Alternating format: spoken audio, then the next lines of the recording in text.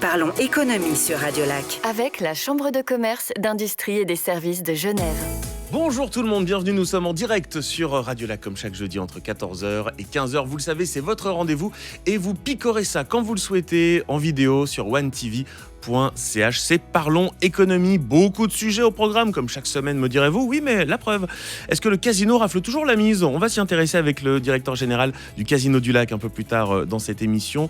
Nous nous poserons la question également de l'avenir. Quel avenir pour la publicité ? Il est large, oui, mais il passe par quel vecteur, par quel média ? Plus d'éléments dans cette émission. Autour de la table, il y a aussi Éric Simonin. Bonjour. Vous êtes responsable de projets politiques à la CCIG qui organise beaucoup de choses autour de la politique ou pas forcément, parce que par exemple, la transition durable, ça va au-delà des clivages politiques. Absolument, ça va au-delà des clivages des politiques et en premier lieu, ça concerne l'économie. C'est pourquoi nous organisons régulièrement les rencontres du management durable. La prochaine aura lieu le 5 mai et sera centrée autour de la question du financement de la transition pour les entreprises. C'est clair que la transition environnementale, ça a un prix, ça coûte de l'argent et la question c'est de savoir comment trouver les financements. Souvent, les entreprises sont prêtes à s'investir là-dedans. On l'a vu à travers un certain nombre de sondages où la grande majorité des entreprises sont concernées par ce sujet, mais souvent le point bloquant, c'est évidemment le financement. Et là, on a décidé de réunir des acteurs qui sont en mesure d'apporter des solutions de financement, également des soutiens, donc également de la part des autorités cantonales notamment. Donc un événement qui se tiendra le 5 mai, qui est ouvert à toutes les entreprises, qu'elles soient membres de la Chambre ou pas, pour une toute petite contribution. Donc je vous invite à aller regarder sur notre site internet ccig.ch. L'événement est sur le site et toutes les informations nécessaires pour vous inscrire. Puisqu'une entreprise travaille beaucoup et toute la journée, vous avez la bonne idée de faire ça sur la pause de midi, entre midi Absolument, et 14h. Entre midi et 14h. Notre premier invité, le voici. Parlons économie sur Radio Lac. Le Focus. Bonjour Jean-François Suchet. Bonjour. Vous êtes le directeur général de Morand Construction Métallique. On parlait hors antenne, vous le disiez, c'est beau sur l'autoroute, on peut voir plein de nos beaux chantiers parce que je vous ai la réflexion que vous êtes extrêmement présent en Suisse romande pour une entreprise qui a, si je fais le calcul, 124 ans. Exactement. L'entreprise existe depuis 124 ans, mais auparavant, sur les 8 ans de premières années, elle évoluait sous la forme de forge. Ce n'est que depuis une quarantaine d'années qu'elle a démarré son activité dans la serrurerie, la construction métallique, sous l'impulsion des frères Pierre et Nicolas Morand, qui ont repris ça de leur papa René. Et à eux deux, en fait, ils ont commencé dans les années 80 à travailler dans ces domaines-là pour grandir pour arriver aujourd'hui à près de 300 collaborateurs. Et comment s'est faite cette idée ? Parce que c'est quand même une évolution extrêmement forte de faire de la forge et d'un coup de dire, vous savez quoi, on va faire des ouvrages d'art, on va faire des grands chantiers. Alors ça s'est fait petit à petit, bien sûr. Les deux en fait avaient des formations dans le domaine et c'est ainsi en fait qu'on est arrivé à ça. C'est clair qu'on a commencé par des garde-corps pour des particuliers. Après, ça s'est arrivé sur des plus gros chantiers, des façades, de la serrurerie acier, inox, aluminium. On a réalisé pas mal de travaux aussi en montagne. Ça, c'est un petit peu l'ADN de Morand, de travailler en montagne. Avec cette petite accent qu'on entend, des alpinistes. et d'ailleurs, en fait, j'ai encore une belle surprise hier avec l'adjudication d'un gros chantier en montagne à venir pour cet été. Ça va être chaud, mais on aime ça, on aime les défis. Où ça ? On peut le dire ? Glacier 3000. C'est pas mal ça comme magnifique, chantier. hein. Oui, ça c'est très très beau, effectivement. Alors on précise tout de suite, parce que question un peu de béotien, mais Morand, c'est un nom qui est courant. Est-ce que vous êtes les mêmes Morand que les sirops, que la distillerie, que les vins, etc. etc. C'est la même famille ou pas ? Alors non, c'est pas du tout la même famille. D'ailleurs, c'est pour cette raison que la raison sociale de Morand, c'est R. Morand et Fils SA, c'est notre raison sociale. Et on s'appelle depuis quelques années pour du marketing. En fait, on s'appelle Morand Construction Métallique. Comme ça permet de ne pas avoir d'équivoque par rapport à ce qu'on fait. On ne viendra pas vous acheter de la petite Arvine demain, quoi. Non. Voilà. On va peut-être en trouver dans la cave, mais c'est pas beaucoup. sur les chantiers un petit peu non, c'est les chantiers, pas du tout. Non, c'est zéro alcool. Parce que ce qu'il faut bien comprendre, c'est que quand on fait ce type de métier, on fait de la construction, mais la construction, ça englobe un nombre de métiers, j'imagine, extrêmement large. Oui, alors, je fais un peu le compte. Une fois, on a à peu près une trentaine de métiers chez nous, mais ces 30 métiers, ils se rattachent sur une base de 5 CFC. C'est un CFC de constructeur métallique, CFC de dessinateur, CFC de logisticien, CFC d'apprenti de commerce, c'est un petit peu la base de ces métiers. Et on a de la chance, en fait, parce que finalement, une base de CFC permet d'accéder à n'importe quel poste dans l'entreprise, y compris à ceux de direction. Sur votre site internet, on trouve une maxime: impossible n'est pas morant. Encore faut-il pouvoir le prouver, mais j'ai l'impression que ça fait maintenant 124 ans que vous le faites. Comment est-ce qu'on fait pour rester à la page? Et un petit peu plus tard, on parlera aussi écologie, donc il y a peut-être un lien à faire avec ça. Alors, l'impossible n'est pas morant, c'est la force de notre entreprise. Quelles sont les forces de notre entreprise? C'est la taille de l'entreprise. C'est clair qu'avec 300 personnes, ça nous permet d'aborder beaucoup de chantiers. Ensuite, malgré la taille, on a su rester avec une hiérarchie très horizontale et une grande souplesse pour pouvoir s'adapter à nos clients. Le but, c'est d'accompagner nos clients sur tous les projets, petits, grands, compliqués, moins compliqués. On veut vraiment avoir des partenariats avec eux. Et le point essentiel, notre force essentielle, c'est nos collaborateurs. On a vraiment une équipe au top qui est prête à relever tous les défis. Mais on le fait comment? Parce que je ne connais personne dans une entreprise qui va venir dire « Moi, je suis prêt à relever 2 défis. Après, ça fait trop. » Donc, très concrètement, comment on fait pour s'adapter à tous les chantiers? Comment on fait concrètement? C'est une culture d'entreprise. En fait, c'est une proximité. On a une grande famille. On partage beaucoup de choses. Et je sais pas vraiment de recette miracle. C'est peut-être la potion magique au pied du château de Gruyère. Je sais pas. Attention, parce que bon, ça va, vous avez dit Gruyère, vous n'avez pas parlé de Bienne, parce que ce soir, il y a un match très important avec le Jeunesse Servette Hockey Club. Donc, ce que l'on va faire, on va continuer sur cette lancée dans quelques minutes en direct sur Radio Lac. Et bien entendu, sur One TV, c'est Parlons Économie. Parlons économie sur Radio Lac. Le focus. Le métal, met-il à mal les constructions? Questions que l'on se pose avec le directeur général de Morand Construction Métallique, Jean-François Suchet. Car oui, nous allons parler écologie dans un petit instant, parce que j'aimerais bien qu'on parle aussi de vos réalisations. Vous avez fait des choses que tout le monde voit ou a vu. Je pense par exemple à Aquatis, l'aquarium, l'hôtel qui se trouve sur les hauteurs de Lausanne. Vous travaillez aussi, qu'est-ce que j'ai vu par exemple, l'agrandissement de l'aéroport en 2017 à Genève. Ça, c'était vous, hein. On parlait hors antenne, Éric Simonin, de certains projets. Oui, tout à fait. Puis une question qui me venait, c'est est-ce qu'il y a des particularités, disons, dans le réseau économique genevois? Comment ça a été pour votre entreprise de venir s'insérer sur ce marché? Et comment est-ce que ça s'est passé pour faire la transition du Gruyère d'où vous venez, puis le marché genevois? Est-ce qu'il y a des particularités? Voilà. Disons que le marché genevois, quelque part, c'était un petit peu l'Eldorado pour les constructeurs fribourgeois. On n'est pas les seuls à être dans la région. Et on est 3 grosses entreprises, voire 4 même, grosses entreprises en fait, à être régulièrement présentes dans la région de Genève. Et ces entreprises, elles ont toutes démarré à peu près à la même période. Elles ont grandi en parallèle. Pour moi, c'est dû en fait au réseau économique qu'il y a sur Genève, avec tous ces projets qu'il y a partout. Sur le canton de Fribourg, il n'y a pas suffisamment de travail pour tout le monde. Beaucoup sont partis ici. On a une mentalité aussi fribourgeoise à tirer ces choses-là en avant. Je ne dis pas qu'à Genève, il n'y a personne qui les tire, mais je pense qu'on a quand même cette mentalité, des fois peut-être un peu plus campagnarde de la région fribourgeoise. Quand les gens sont arrivés là, fin des années 80, début des années 90, ils sont vraiment battus pour ces chantiers, et puis ça a fait avancer, quoi. Et puis nous, après, par la suite, on s'est implanté aussi sur Genève physiquement. On a une succursale à Genève qui nous permet aussi d'être proche à Mérin, exactement. Ce qui nous permet d'être vraiment proche aussi de nos clients, de les contacter plus facilement. Et est-ce qu'on n'est pas parfois un peu plus rigide dans le travail à Genève? Je dis ça très honnêtement, puisque j'ai l'impression que partout ailleurs en Suisse romande, c'est « oui, ça va, écoutez, on va regarder, on va trouver une solution ». À Genève, j'ai pas l'impression que ce soit toujours le cas. Non, je vous rassure, je pense que... À Genève, c'était peut-être plus rigide par le passé, mais je dirais que ça s'est rigidifié un petit peu partout aussi. Et puis après, ça dépend beaucoup des contacts que l'on a, peut-être aussi des habitudes de travail qu'on peut avoir avec nos clients. La première fois qu'on travaille ensemble, chacun campe un petit peu sur ses positions. Puis une fois que les habitudes sont là, qu'on apprend à se faire confiance, les choses se détendent beaucoup plus. Mais pour rebondir sur la question d'Éric Simonin, quand on est implanté dans de nombreuses régions en Suisse romande, et tant mieux pour vous, vous êtes une belle entreprise florissante. Mais comment est-ce qu'on fait pour coordonner tout cela? Parce que on est obligé d'avoir une bonne qualité à la fin. On ne peut pas être flexible sur certaines choses. Tout à fait. Alors là, comme je l'ai expliqué, je ne l'ai pas expliqué, j'ai dit qu'on avait des succursales, mais la base de l'entreprise, en fait, est en Gruyère, au pied du château de Gruyère, à Aîné. C'est là que nous avons notre atelier de production. Nous construisons tout là-bas. On est des fervents défenseurs du Swiss Made. Et puis, On a plusieurs succursales dans les cantons, notamment, comme on a dit, à Genève. On en a aussi une à Morges, on en a en Valais, à Comté.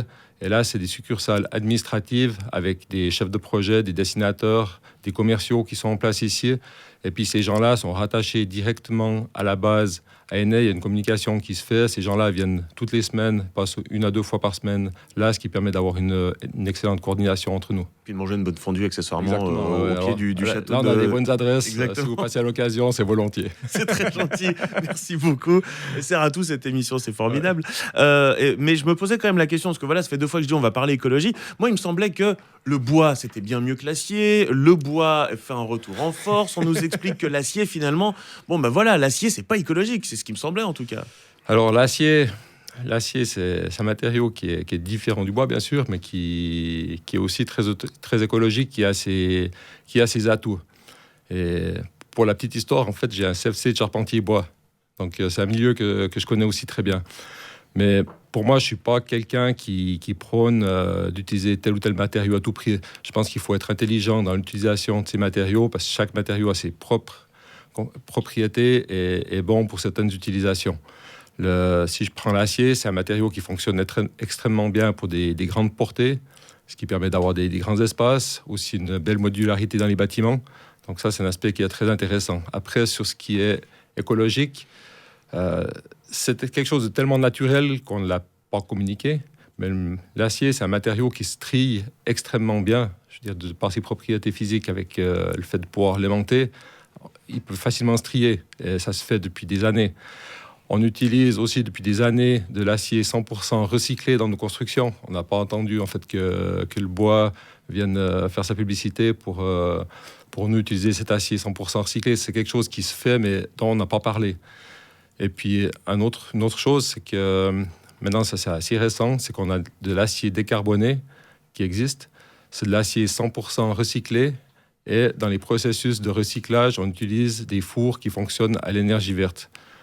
Pour la petite histoire, en fait, on a construit l'exposition d'un garage près de Fribourg avec justement de cet acier décarboné. Et c'était une première Suisse. On a fait ça l'été passé. Et comme vous l'avez dit, vous avez eu l'amabilité de ne pas trop communiquer dessus, parce que voilà, pour vous, ça sent normal, mais ça ne l'est pas pour tout le monde. Il y a aussi des vrais engagements, cela dit, en termes de RSE, ce qu'on appelle la responsabilité sociétale des entreprises, qui sont pris sur votre site internet. Ce ne sont pas juste des mots en l'air, il y a des vrais engagements. Ouais.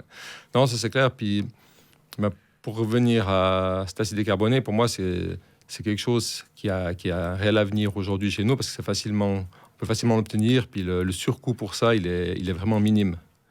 Donc c'est important vraiment d'en parler. Et je me suis battu je fais partie d'une association au niveau de la construction métallique, avec laquelle aujourd'hui on a mis des choses en place justement pour faire parler de ces aspects quand même écologiques de l'acier qui sont complètement méconnus du public. Non, c'est important de le dire et merci de l'avoir fait. Et puis, je souligne également qu'il y a une vraie volonté de transition et de passage de connaissances, que vous avez de nombreux apprentis. Hein.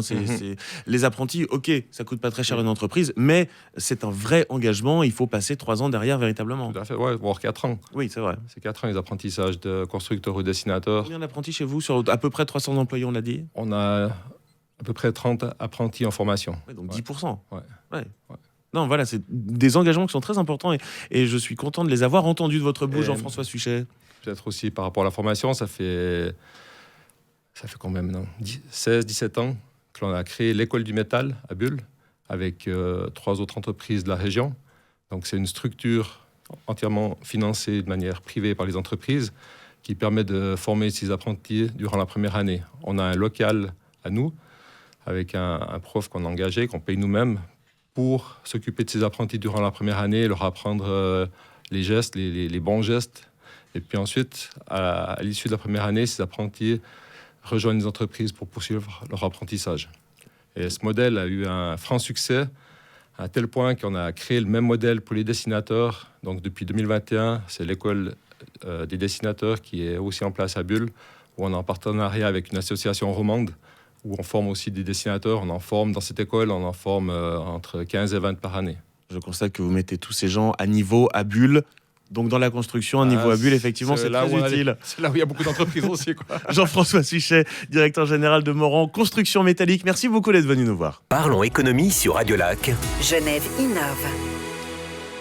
Cette question à présent, quel avenir pour la publicité? Bonjour Christian Valliot. Bonjour. Vous êtes le CEO de Neo Advertising, société dont on voit énormément le logo en bas à gauche des panneaux publicitaires. Vous faites énormément de choses.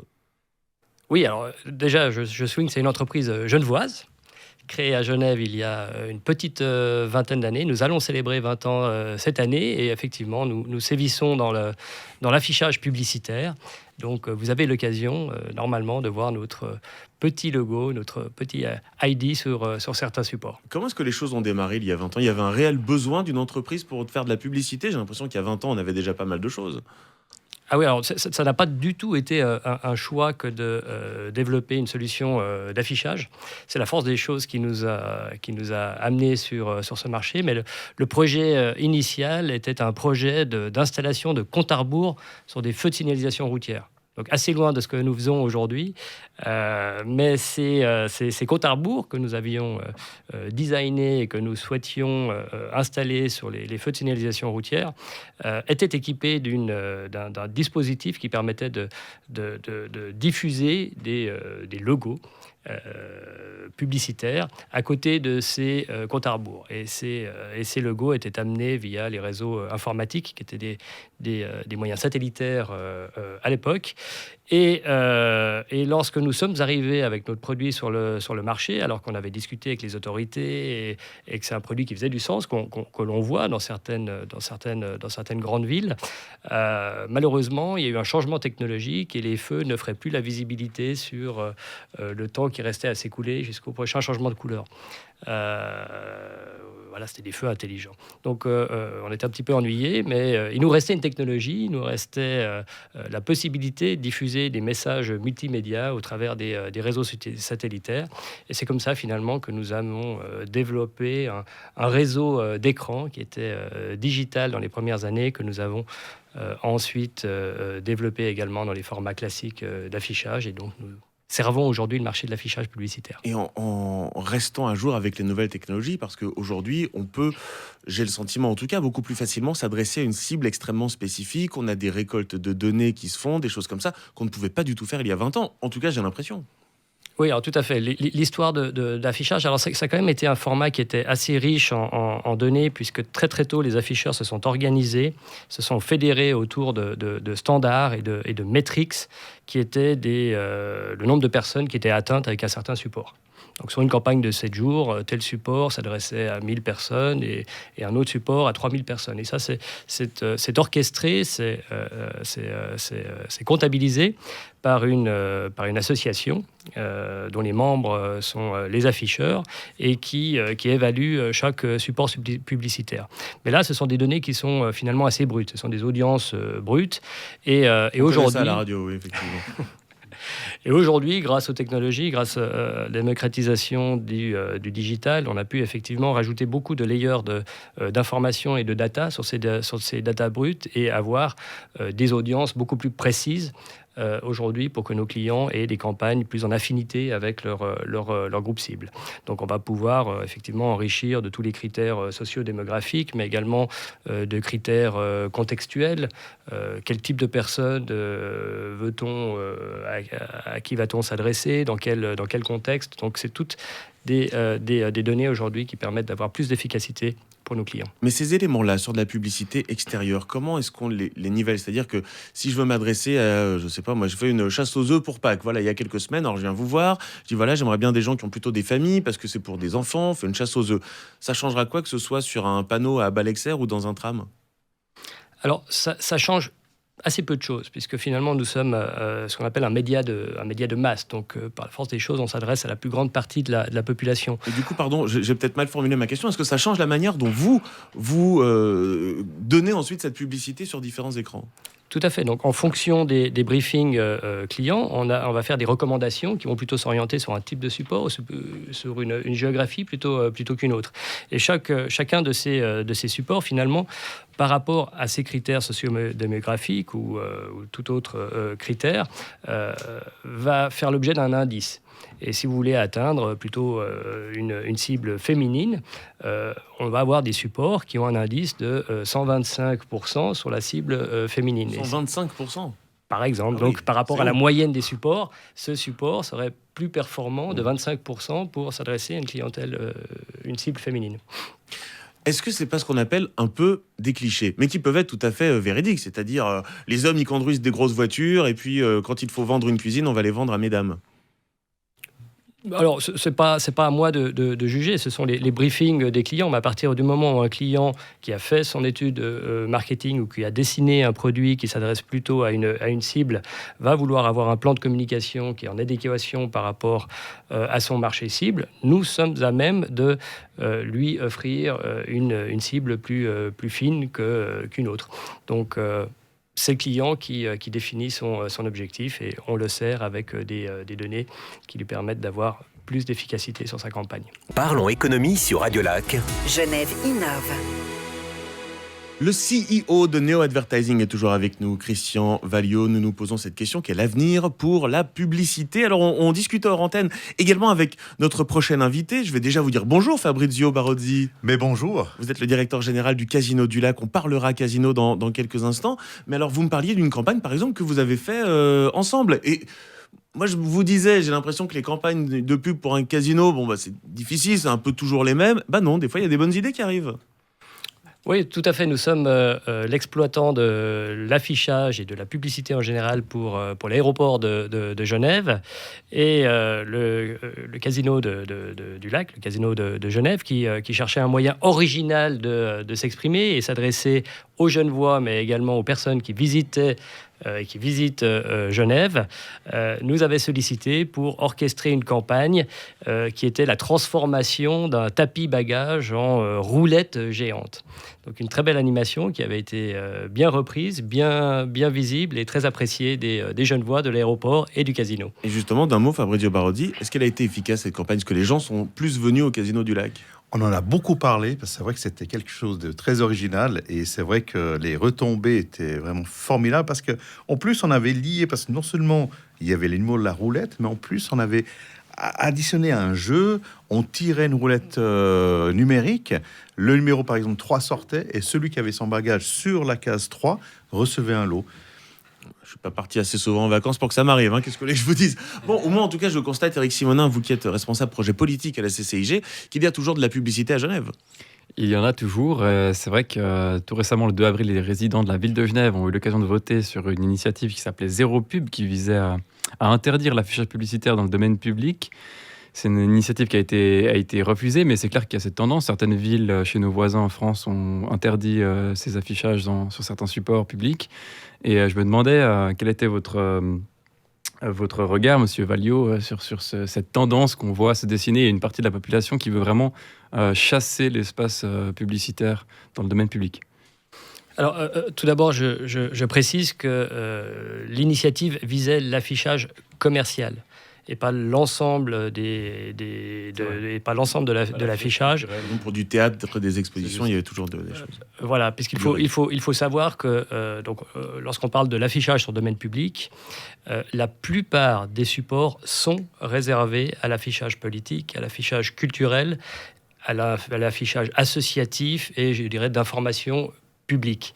Et l'affichage commercial n'est qu'une petite fraction de l'ensemble de l'affichage qu'on va retrouver dans une ville. Néanmoins, effectivement, on a fait face à une initiative extrêmement virulente et violente d'un comité d'initiative qui n'estime pas que le domaine public doit être utilisé à des fins commerciales. Et nous nous sommes battus contre cette initiative qui avait été validée par le Parlement de la ville de Genève. Et donc nous avons obtenu un référendum. Donc nous avons été amenés à amener le sujet devant la population de la ville de Genève. Et heureusement, la ville de Genève a compris nos arguments, a entendu nos arguments et nous a donné raison, et donc nous allons poursuivre l'exploitation publicitaire du domaine public en format affichage. Et est-ce que l'on accepte tous les mandats? C'est-à-dire, je ne sais pas si une publicité est particulièrement laide, si c'est un sujet qui est extrêmement sensible, qu'est-ce qu'on fait? Non, alors nous avons des règlements extrêmement stricts sur le type de sujet que nous pouvons afficher. En particulier lorsqu'on parle du domaine public, il y a tout d'abord un cadre légal. Il y a certains sujets ou certaines industries que nous ne pouvons pas afficher, comme les produits de tabac ou l'alcool distillé, par exemple. Il y a toujours des publicités pour des bières, mais c'est la version 0%. Mais bon. Oui.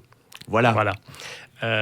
Mais aujourd'hui, par la loi et par les règlements, nous sommes autorisés à diffuser ce type de message. Certaines marques jouent un peu sur l'ambiguïté, mais finalement, c'est assez rare. Et je dirais qu'il y a un code de conduite des marques qui est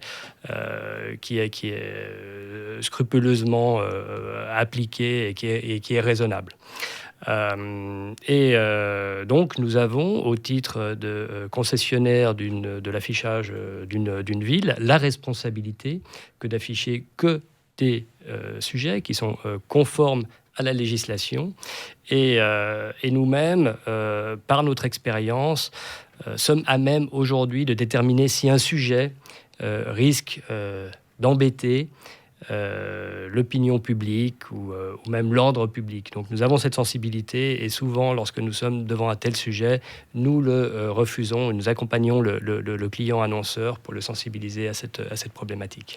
Dernière question quand même sur l'avenir. Alors je sais bien qu'ici on n'a pas de machine à voyager dans le temps, mais vous nous parliez il y a 20 ans de technologie satellitaire, aujourd'hui remplacée par la 4G, 5G. Aujourd'hui on a tous un écran dans la poche qui affiche aussi beaucoup de publicité, qui n'est pas forcément celle que vous proposez. Donc, quelles sont les perspectives pour vous ces prochaines années ?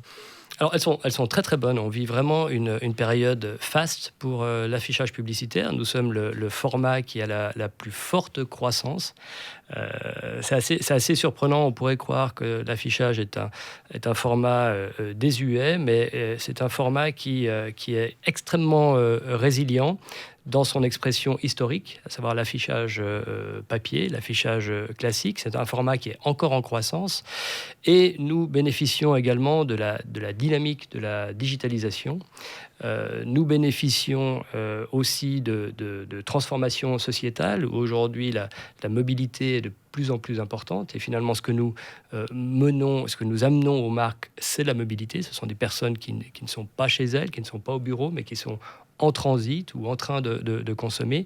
Et aujourd'hui, on a des audiences qui augmentent considérablement par ces nouveaux modes de vie où finalement on passe moins de temps au travail, moins de temps au domicile, plus de temps dehors. Donc on a des changements structurels qui aident ce format à croître. Et aujourd'hui, on bénéficie finalement d'un premier point d'inflexion dans la croissance des formats digitaux qui ont eu le vent en poupe ces dernières années et qui aujourd'hui sont... il y a les premiers retours d'expérience, il y a tous les problèmes autour des data, des protections des données, et finalement, c'est des budgets qui sortent du digital et qui reviennent en affichage. Donc, on a une dynamique extrêmement positive en ce moment. Et un petit coucou aux équipes de Media One Contact, ça c'est notre régie pub ici à Radio Lac. Vous êtes le CEO de Neo Advertising, Christian Valliot. Merci beaucoup d'être venu nous voir. Merci à vous. Et bonne pub. Parlons économie sur Radio Lac. Le Focus. Le casino rafle-t-il toujours la mise ? On va se poser cette question avec Fabrizio Barodi. Bonjour. Bonjour. Directeur général du Casino du Lac, casino bien connu du côté de Genève, évidemment. Le Casino du Lac qui, finalement, fait partie d'un groupe. Vous n'êtes pas seul. Alors, le Casino du Lac appartient au groupe Partouche, qui fête en plus ses 50 ans cette année. Et le Casino du Lac, on fêtera aussi nos 20 ans cette année. Donc, si on fait moins 20, ça fait depuis 2003 que nous sommes proches de l'aéroport. Moi, j'ai cru comprendre qu'il y avait, ce que je l'ignorais complètement, différents types de casinos, différents types de concessions pour les casinos. Ça fonctionne comment ? Alors, le paysage des casinos suisses est composé de 21 casinos, maisons de jeu, 8 concessions A, 13 de concessions B. Nous, Casino du Lac, nous sommes une concession B. Alors, les deux principales différences, on va dire les deux différences entre le A et le B est essentiellement au niveau de la mise. Dans les casinos A, il n'y a pas de plafond dans les mises. Et le Casino B, nous sommes limités à 25 francs de mise maximum aux machines à sous. Et également, l'autre spécificité qui intéressera l'économie genevoise, c'est que lorsqu'on paye l'impôt sur les maisons de jeu, 60% va dans l'AVS et 40% revient au canton de Genève. Alors, à titre d'exemple, si je prends 2022, on a payé 26 millions d'impôts, le Casino Lac, impôt sur la maison de jeu. 17 millions ont été reversés à l'AVS et 9 millions au canton de Genève. Je me suis amusé tout à l'heure, avant de venir, de calculer depuis 20 ans combien nous avons reversé à l'AVS, le Casino Lac.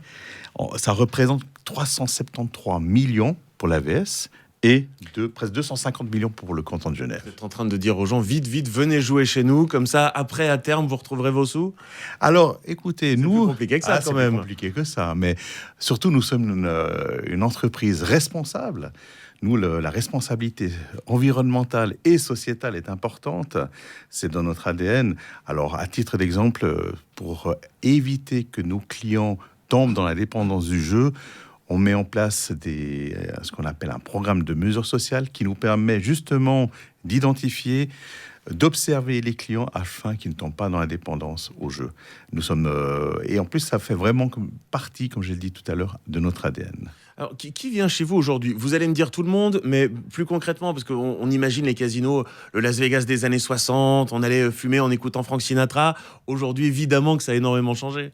Alors, détrompez-vous, le monde des casinos fait toujours rêver. Moi, je le vois les week-ends, les gens se mettent sur leur 31 pour passer un bon moment. Je disais pas que ça fait pas rêver, j'ai juste que j'imagine que la clientèle a évolué. Alors, la clientèle, on peut dire, elle s'est rajeunie, mais si on analyse un peu notre clientèle, 70% des Genevois, on a 15% de personnes qui habitent de l'autre côté de la frontière, 8% de Vaudois et 5% de touristes. Mais c'est vrai que durant la journée, c'est plus les personnes à la retraite, en soirée, plus les personnes actives. On fait aujourd'hui, j'ai l'impression, une partie d'enterrement de vie de jeune fille ou de vie de garçon au casino, des choses comme ça. Comment est-ce qu'on met en place des éléments pour, j'imagine, attirer aussi cette clientèle? Parce que les jeux, eux, ils ont évolué. Ou est-ce qu'on attire les gens avec les jeux? Alors, les jeux ont évolué. Notre exemple, on a pris le tournant du digital. On a ouvert un site de jeux en ligne, pasino.ch. Avec Stan Wawrinka, exactement. On a trouvé un endroit où il gagne, apparemment, c'est donc là-bas. Exactement. Donc, on a ouvert ce site et on s'est diversifié. Mais, de nouveau, pour répondre à votre question, c'est vrai que l'exemple de l'enterrement de vie de jeune fille, ça nous arrivait déjà une dizaine de fois depuis que je suis là. Et c'est vrai qu'on dispose de salles, donc les gens viennent chez nous pour passer un bon moment. Mais comment on communique? Parce qu'on le sait qu'on va trouver des machines à sous au casino et puis des jeux type blackjack, choses comme ça. Donc, comment on dit aux gens, venez chez nous avec un message un peu différent? Ça rejoint finalement ce que l'on se disait un peu plus tôt. Alors, nous sommes très présents sur les réseaux sociaux, parce que c'est vrai que ça touche une clientèle un peu plus jeune. Mais en effet, nous faisons aussi beaucoup de campagnes d'affichage avec...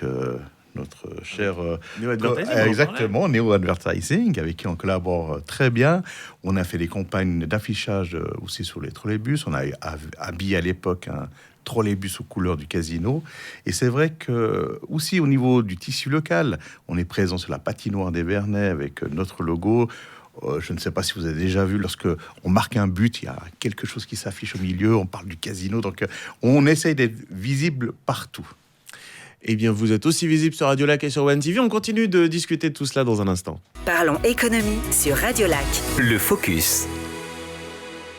Toujours en compagnie de Fabrizio Barozzi, le directeur général du Casino du Lac. Le casino rafle-t-il toujours la mise? Finalement, je vous pose la question, oui ou non? À la fin, c'est le casino qui gagne ou pas? Toujours le casino qui gagne. Et comme le dit mon propriétaire, si vous voulez gagner au casino, il faut acheter le casino. Mais alors, pourquoi est-ce qu'on vient chez vous? Pour juste perdre de l'argent? Non, vous venez pour passer un moment agréable. C'est un lieu social, le casino. C'est un lieu où on est là, en tout cas nous, mes équipes, on est là pour que vous vous sentiez à la maison et passer un super moment de divertissement. Bon, à part ça, je précise que vous l'avez déjà fait un peu tout à l'heure sur les notions de dépenses. Il y a un vrai concept social, il y a des notions de jeu excessif, vous faites de l'auto-évaluation. Voilà, jouer peut devenir un risque. Ça, il faut le savoir, hein, c'est très important. Exactement. Alors, comme je l'ai dit tout à l'heure, c'est vraiment ancré dans notre ADN, la protection du joueur. On met en place plusieurs systèmes pour éviter qu'il tombe dans l'indépendance. On a vraiment aussi la détection précoce. On donne justement des conseils à nos joueurs. On leur dit toujours, venez avec du cash, ne prenez pas votre carte de crédit.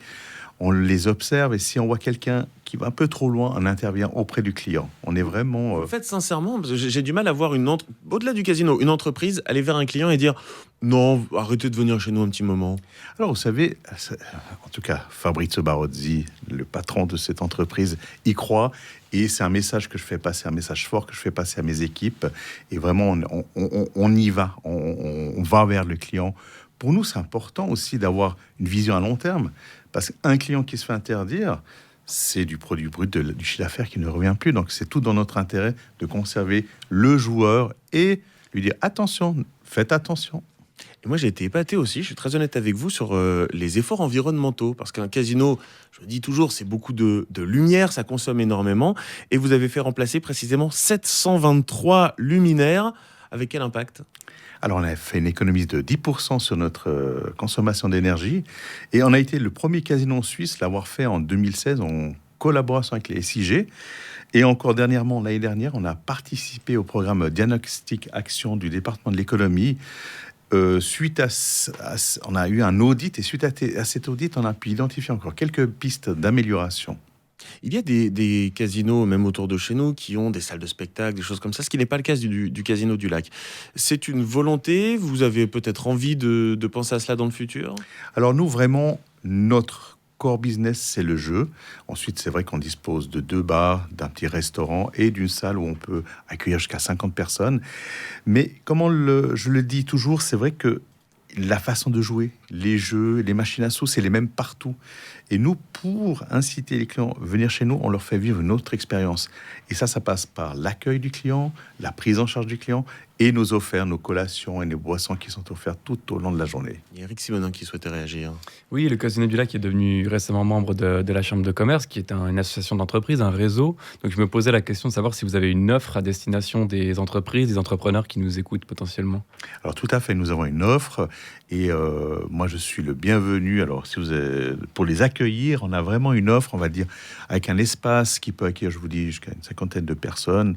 Et là on propose toujours une initiation, on a la possibilité de s'initier à la roulette au blackjack sans sortir de l'argent. On va dire, on prenait des jetons d'initiation. Ensuite, on a la possibilité de s'asseoir et avoir un bon repas.